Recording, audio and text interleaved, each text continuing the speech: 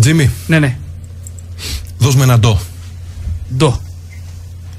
Δώσ' μου και ένα κανονικό ντο. Ωραία. Το ποίημα θα το ονομάσω «Καλώς ήρθες χειμώνα». Από καιρό σε περιμέναμε, σαν να σουνα η τρία, και εσύ παλιοφθινόπορο να τη φας και να είναι κρύα. Ρίξε χιονάκι άφθονο να φτάσει ως τη μέση. Το κρύο με μαστίγωσε, πονώ αλλά μ' αρέσει.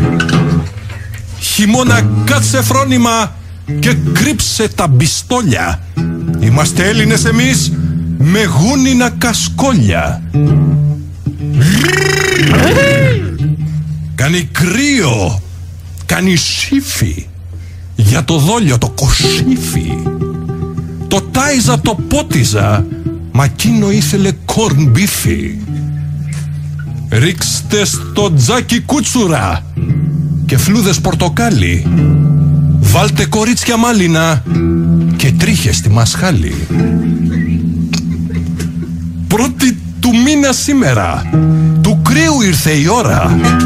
Από βραδύ στρογγυλοκάθισα σε τούρμπο θερμοφόρα.